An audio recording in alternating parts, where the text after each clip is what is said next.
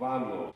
Il tema dei migranti è stato l'asse portante degli stati generali dell'ANCI regionale che si sono tenuti nella sala della Gran Guardia a Verona.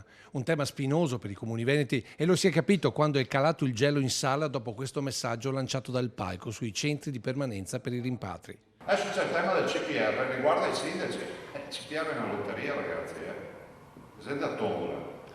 Manca un numero a far tombola, qua non si vince niente però. Ci sarà. Se si realizzerà, se arriverà una proposta, ci sarà un comune a risolvere. Presidente che comunque poco prima ha sottolineato. Non abbiamo nessuna notizia rispetto ai centri per i rimpatri e comunque il CPR non risolve il problema degli arrivi, questo lo dobbiamo dire. Posizione condivisa anche dai sindaci delle principali città venete. Dai comuni del Veneto è arrivato un no forte all'idea di grandi concentrazioni sia nelle città sia nei piccoli centri.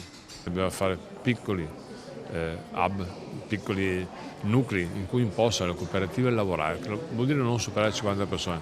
Dal padrone di casa il richiamo all'unità dei sindaci di fronte a questa ma anche alle altre emergenze affrontate quotidianamente dai primi cittadini. Se il gioco si fa di squadra si riescono a trovare soluzioni che non vengono condizionate da posizionamenti politici o da ideologie o da altri temi. E l'immigrazione è stato uno dei 14 punti del documento che sintetizza questo incontro che sono stati richiamati dal presidente di ANCI Veneto.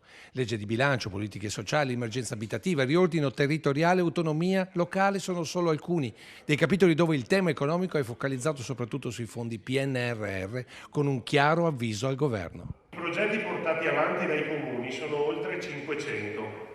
Il valore complessivo delle opere PNRR in Veneto per i comuni ammonta a 833.997.156 euro.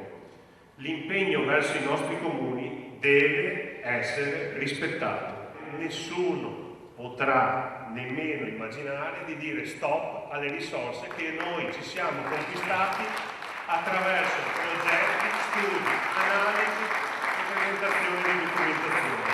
Applausi di condivisione per un documento che ora finirà a Roma, nella speranza che non finisca invece in qualche cassetto. E se poi i piani alti non rispondono, pronti alle barricate? Insomma, diciamo che 563 sindaci veneti che si mettono insieme un po' di rumore lo sanno fare, però noi chiediamo semplicemente rispetto, dialogo e confronto, ma sono sicuro che arriverà. Insomma, se non vi stanno ad ascoltare, marcia su Roma? Marcia su Roma, oppure faremo una bella mischia per andare in meta e sono convinto che in meta ci arriveremo.